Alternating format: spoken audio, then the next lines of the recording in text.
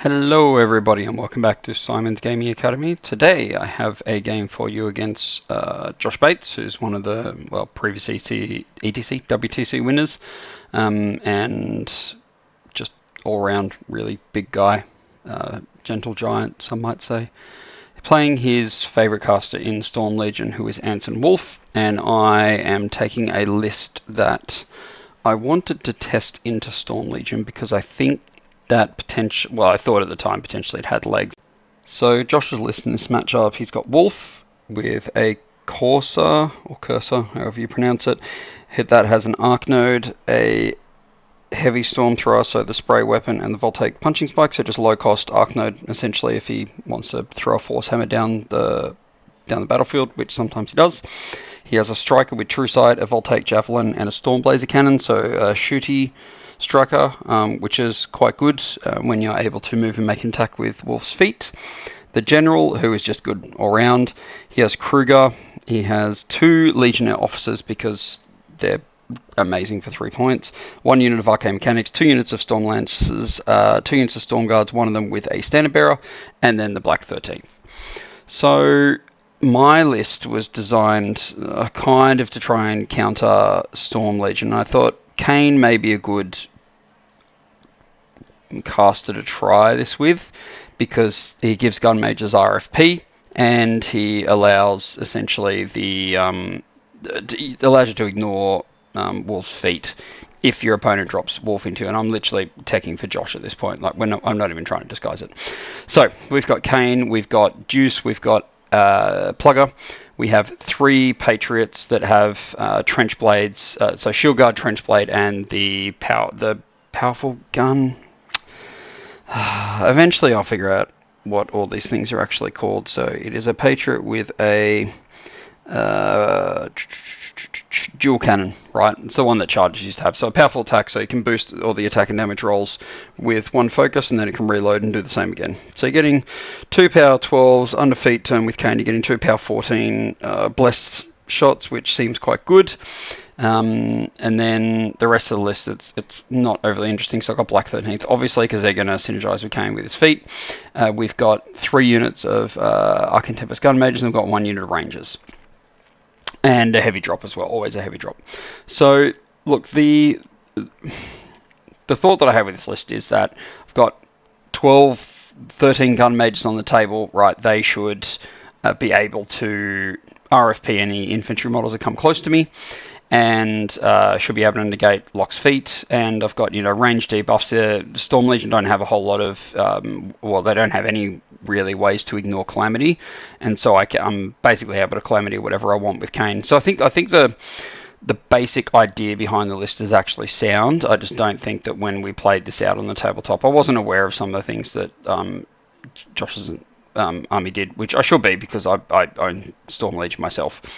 But I just didn't realise the way that it all played out, and some of the things that happened weren't optimal, shall we say. So Josh has first turn. I should also mention while Josh is having his turn that we are playing, the scenario that we're playing is Trench Warfare.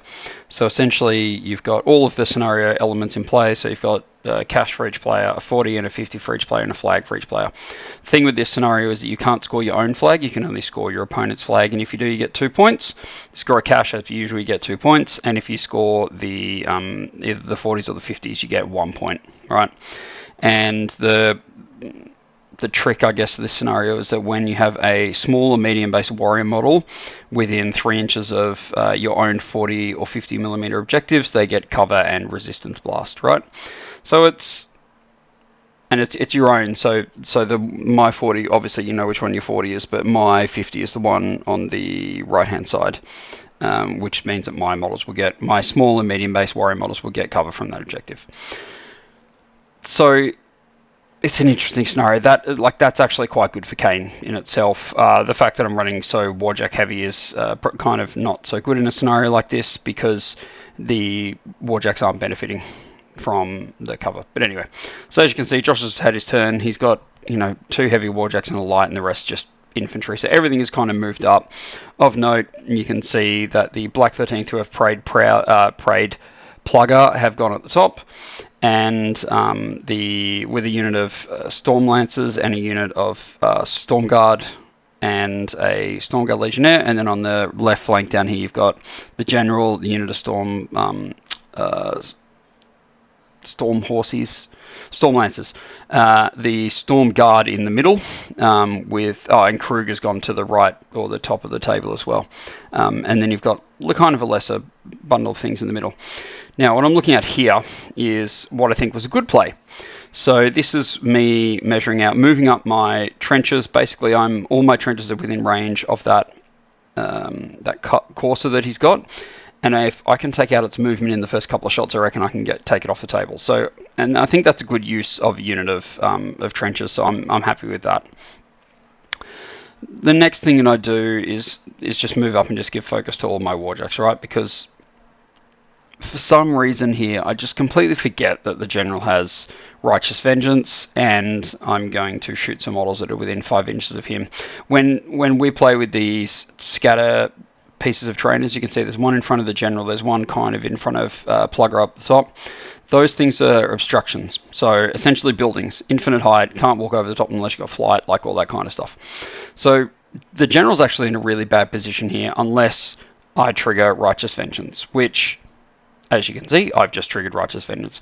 Really stupid thing to do in this situation. Like, a couple of Stormguard are not going to get to me and do any substantial amount of damage against my Def 13 or Def 15 behind a wall lights with his Mat 6 to hit. Like, it's just not going to happen. So what I should not be doing here is shooting the Stormguard, which I do, which gives the General a 3-inch move, which allows him to get out, and as you'll see, allows him to position against a lot of things that I'm going to do next turn. So this, I think, is a fine move. Deuce moves over to the right-hand flank here. He's out of line of sight of that single Stormlance model. As you can see, Josh is quite good at positioning his Stormlancers to give him multiple charge angles, and he's positioned this one well, so Deuce goes behind the building to basically make sure that guy can't charge. So this is Caine going at the moment. So he's looking to put a Calamity onto the General, because if I can get the Black 13th onto the General, they can slam him and knock him down or push him out of the way, do various things. Caine, so he's Def 17, Deflection's up, so he's Def 19. Caine is obviously Rat 9. So I'm looking for a boost of 10. I don't get it with that first shot to get Calamity onto the General. And then I go, well, if I don't get that second 10, Caine's probably just dead. And so instead of trying to cast it, I just try to hard roll a 10. I don't get it. And then we just teleport Caine back, essentially, at this point. Which is annoying, but it is what it is. So now we're moving up the Black 13th. So I'm looking at potentially removing some more Stormguard from play, and potentially knocking down the General, but without Calamity, there's really no point. I haven't prayed the General with my Black 13th, which I probably potentially should have, because we know that he's going to overextend with the General, because that's generally what the General tries to do, especially when your caster's got Jackhammer. You're going to try and get him into melee, try and charge him, kill something, reposition, or overtake into your opponent's caster, and then you're going to Jackhammer a bunch of times. Unfortunately, I didn't pray him. Again, another mistake. I probably should know that you're praying the high impact pieces. His Black 13th have prayed Plugger, so I should have prayed the General, essentially, and I should have taken Josh's lead on that, probably. And so they move up, they do some stuff, they don't really achieve anything, and so they move back. And then we've got more gun mages that aren't doing anything. This is another dual attack. Patriot does nothing.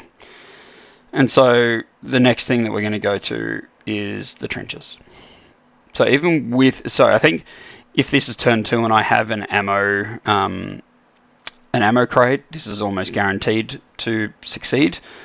But, even though he's Def 15, I can go quite, Rat 6, base, go to Rat 8, and then I'm needing 7s essentially to hit against that courser. So I need a few lucky rolls, but if I hit it, I'm doing power 14, with the machine guns, they're Rat 9, which means I need 6s, and then it's power 13 goes to 15 with the CRA, and he's on the armor 16, so it's dice -1. And if I can get 4 of them to hit, then I should be doing 24 damage, which basically removes that course, from the table. And then I've got old mate, the Express Sniper, who is also, dice -2 just to finish him off, do another 5 damage.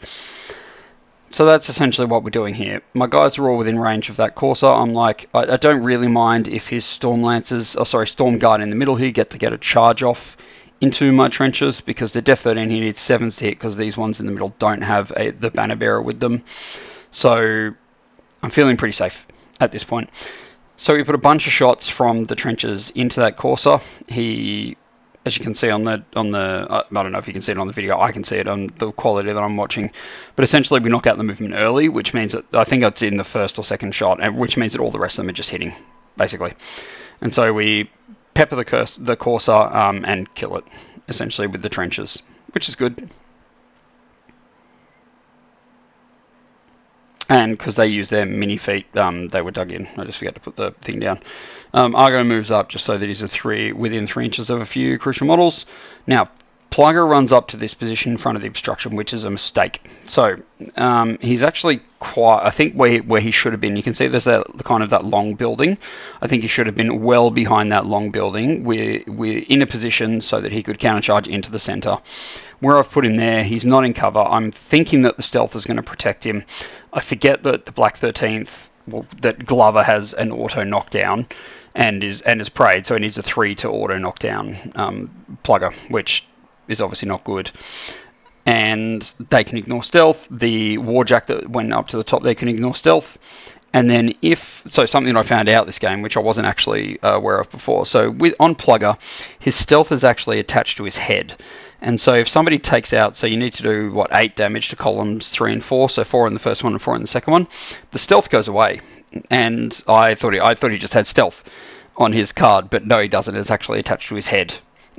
So if you take the head out, he loses stealth and everything else can shoot him, as we will soon find out. But what he's also got on that side, so me thinking that Plugger is safe in this position is obviously a mistake, but in my head, an Def 12 armor 19 with stealth, I should be fine, but he's getting multiple power 12 boosters against me, which do 3 or 4 damage a pop. He's got Kreuger against me, who is dice -6 boosted, so that's 4 to 5 damage a pop.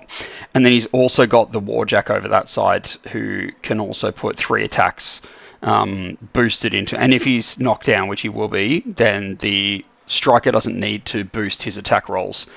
And so he's basically rolling anything but double ones, and then he's getting to boost all 3 damage rolls. So 2 damage rolls on the Javelin and 1 damage on the Stormbreaker. And so that, hindsight's 20/20. You can obviously see what's going to happen here to Plugger, right?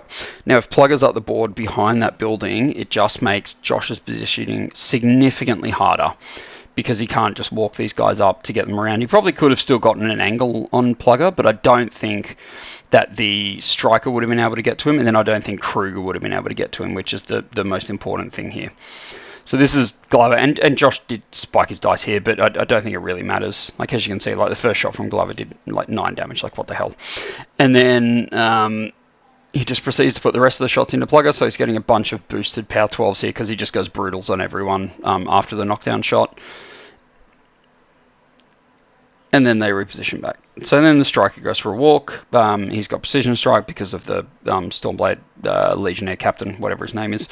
His name is, I need to do this properly because we're doing proper battle reports now. He is I'm going to say Legionnaire Officer, but that could be wrong. He is a Legionnaire Officer, there you go. So he has Precision Strikes, everything's moving through everyone else. So at this point in time, as you can maybe see on the damage grid, Plugger's got 4 boxes left. His head is out, which means that these guys can just move up. The Stormblazer can just move up and just shoot him. And they're doing Electro Leaps into my Trollkin Express Sniper. And he's just doing 1 damage at a time and just getting the Electro Leaps onto the Sniper. And so he kills the Sniper with Electro Leaps, I think. Here you go, Plugger's got 2 left at this point.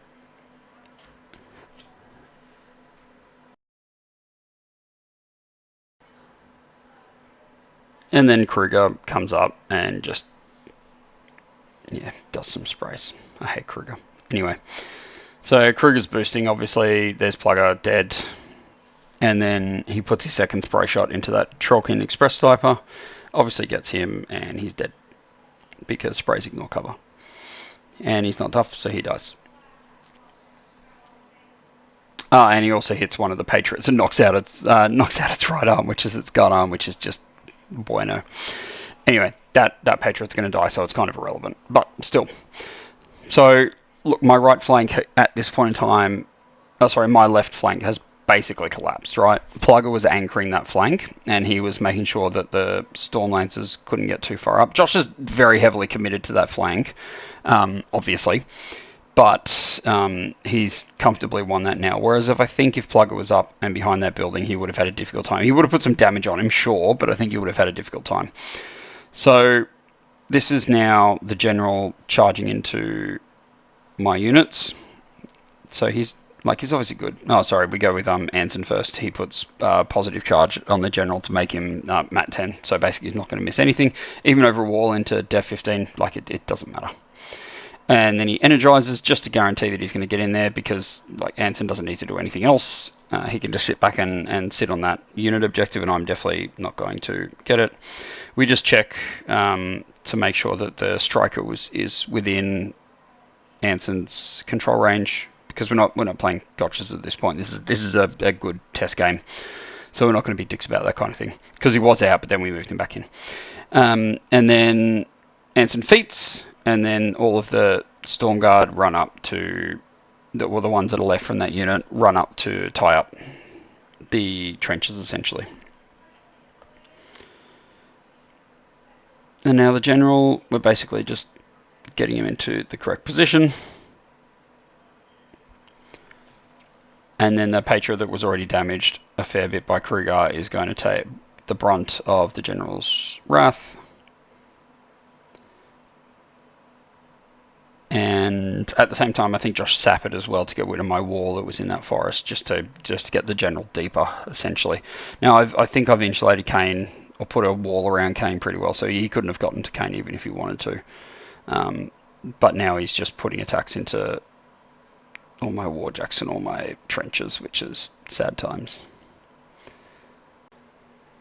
So now the general is stuck in my lines, which is obviously not a fun time for me.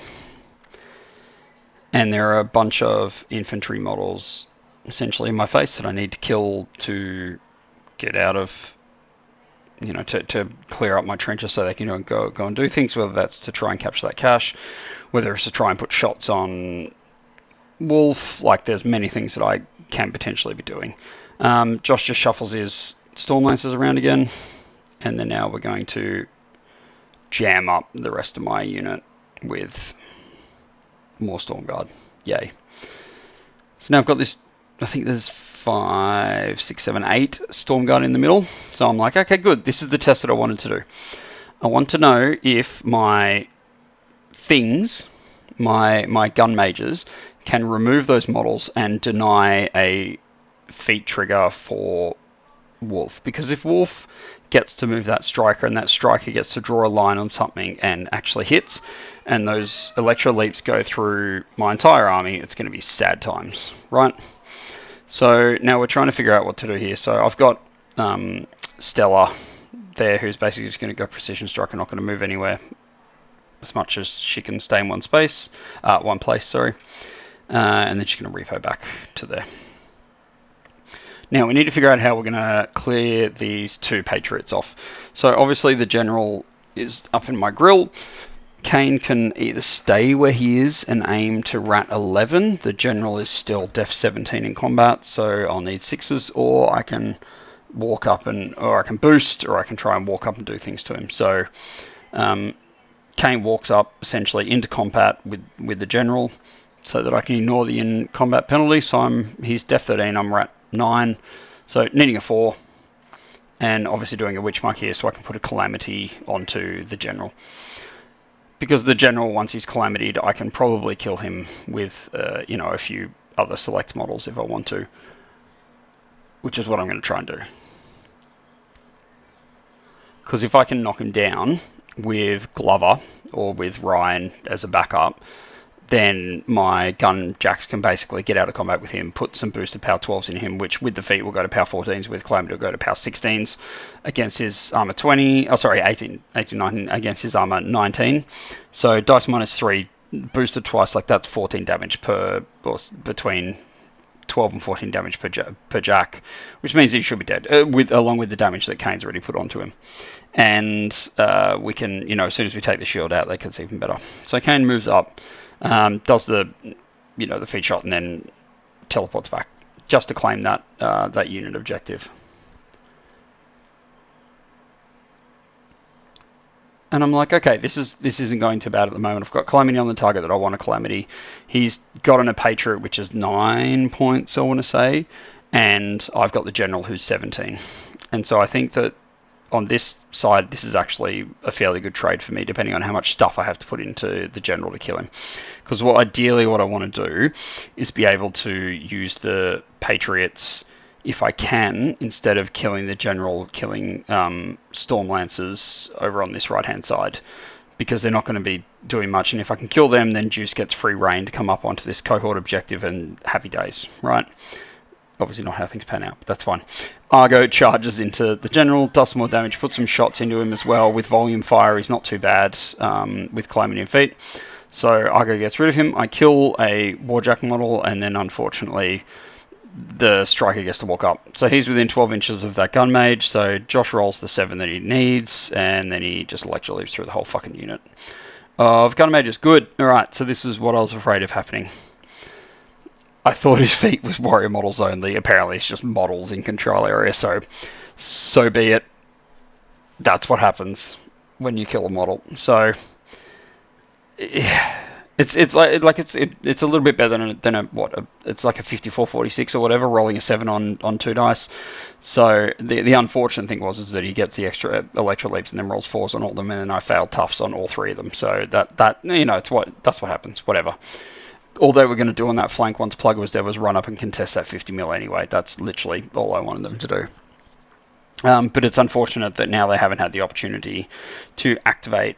And that's probably my bad. I should probably have recognised that they weren't going to do anything other than charge and get into combat. And once they're in combat in the Def 17, the Striker's got no chance of shooting them.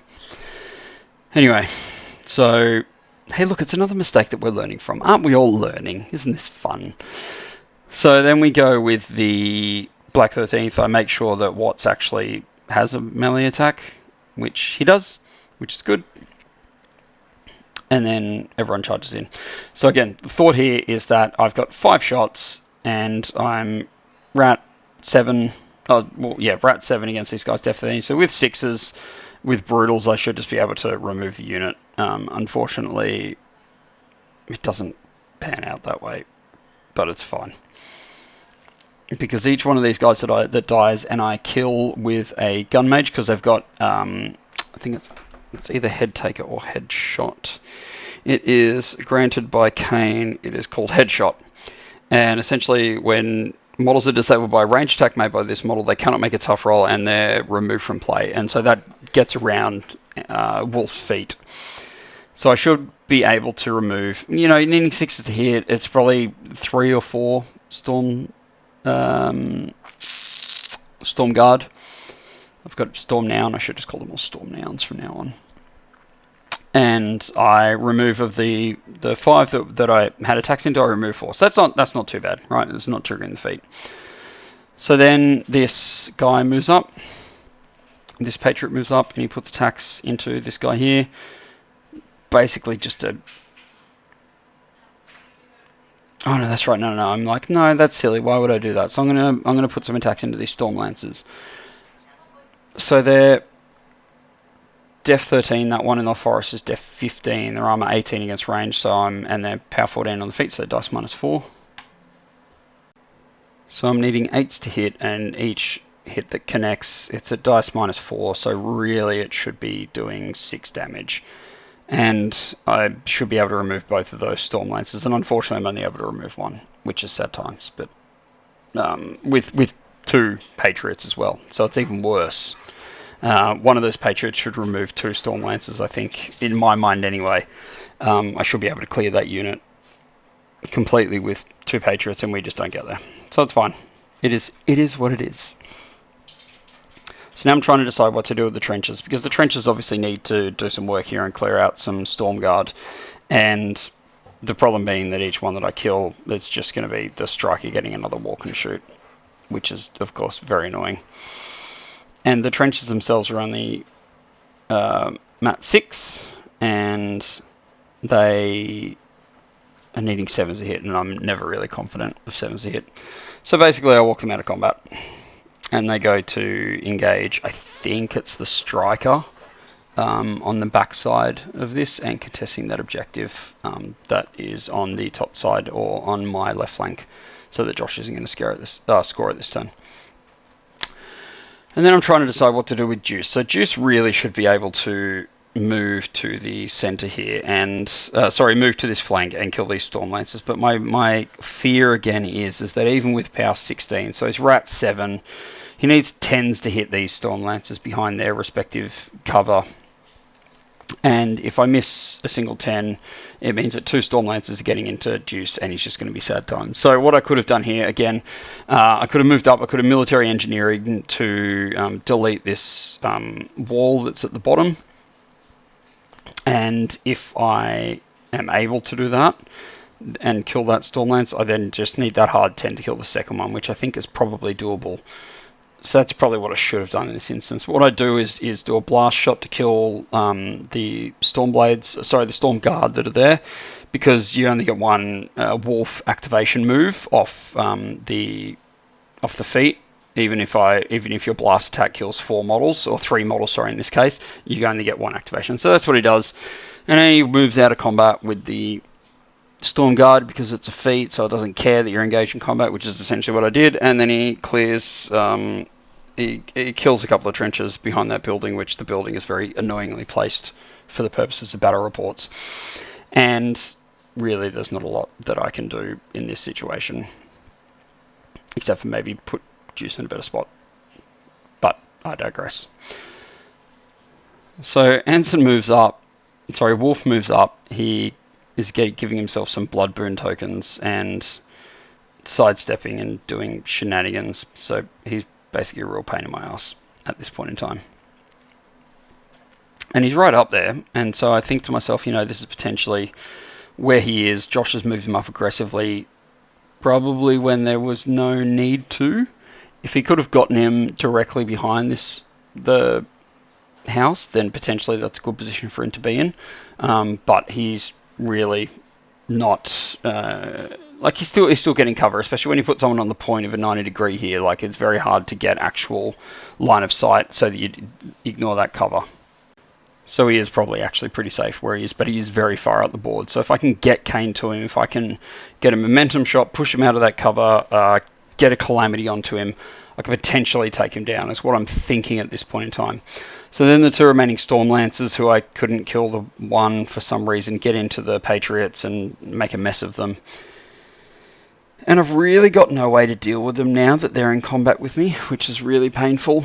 And he's just jamming me up. Like, my army is slowly dwindling, and there's really not much that I can do about it at this point in time. And so here comes Kreuger. We're just making sure he's in the right spot, which he is. And he's basically just going to explode on top of the trenches. He was going to bring him up into the middle of everything, and he's like, no, I probably don't need to at this point in time. And so we then go to a different activation. So the Black 13th just go, one of the Stormlancers got the crit knockdown onto my Patriot, and so the Black 13th killed the single trencher who was their prey, so then the prey shifts to the Patriot who had already taken some damage, and then he put some more shots into him, more brutal shots at a power 12 now, so dice -5.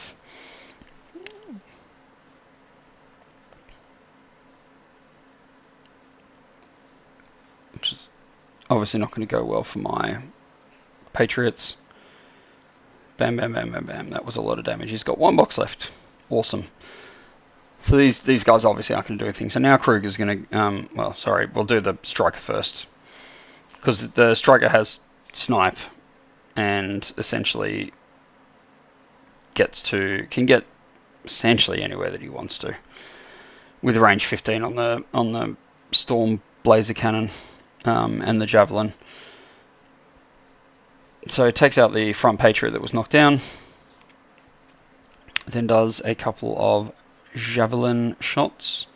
Oh no, I think he just finds that he's just out of that back Patriot, and so then puts some other shots into the models in front of him, which is, I think one's Black 13th and one is Argo at this point. Actually, no, I think I shield guard with Argo, and then he puts some more shots in. There you go. So he is within range.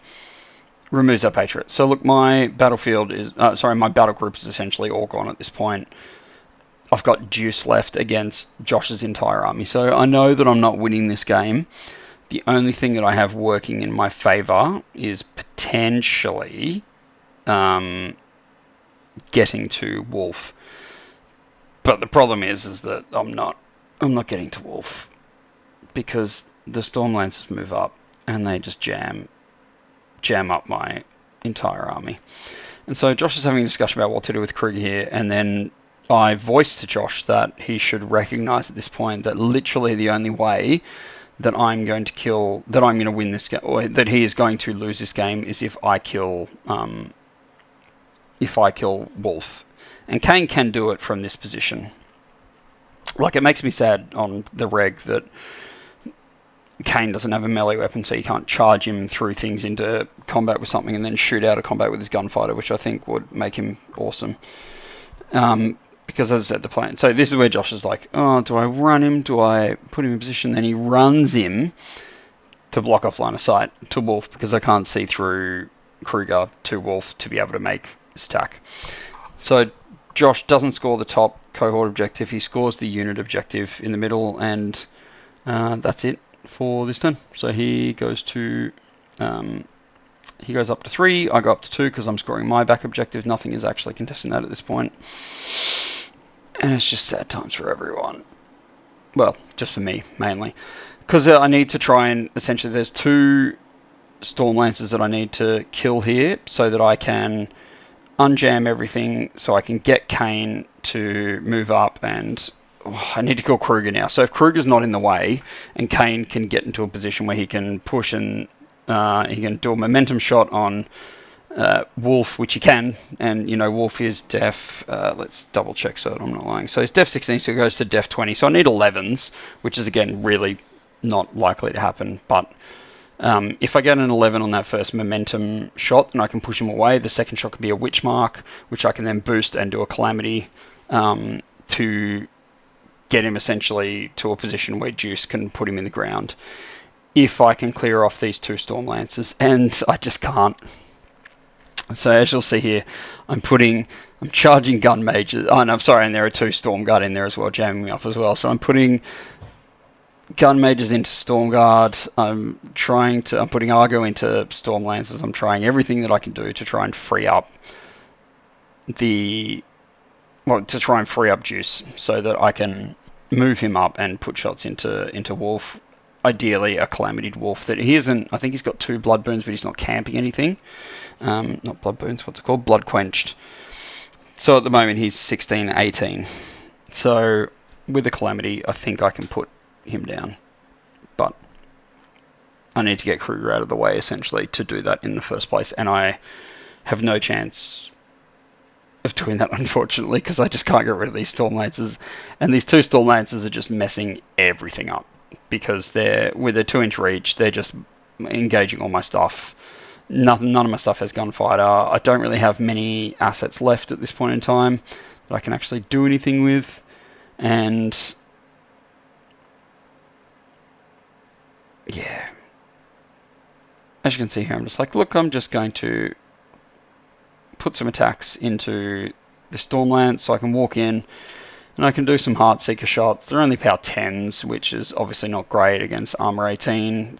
The averages are like maybe 1 damage per guy, maybe half a damage per guy. But anyway, it's just an exercise in futility. And as you can see, Josh knows exactly what's happening here. I'm just going through the motions, just trying to get to the point where we are able to call this game, because my clock is very, very quickly running out. And I still haven't killed a Stormlance. I think I've killed the 2 Storm Guard at this point, but I haven't killed the Stormlance, and I don't have a landing spot for Deuce to go to. Even with Precision Strike, I still can't move him to a position where he can do anything of, import at this point in time.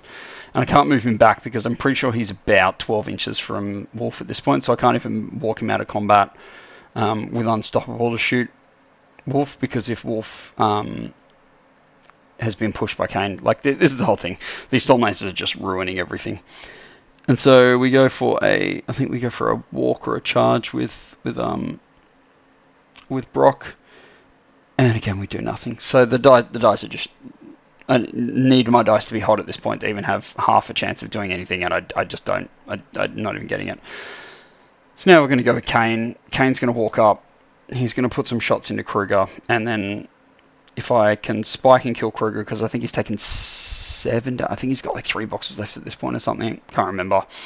I need to put some shots into Kreuger. There we go. Kreuger's off the board. Now I go for a momentum shot onto Wolfe. I boost the attack roll, and then miss the 11, and then I think I buy an attack and do it again, and then I miss the 11 again.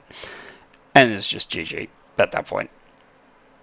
I may have done a calamity, like a witch mark instead. I can't remember what the specifics were, but basically the shots that I put into Wolfe just missed, and then I was just like, I give up. Good, GG.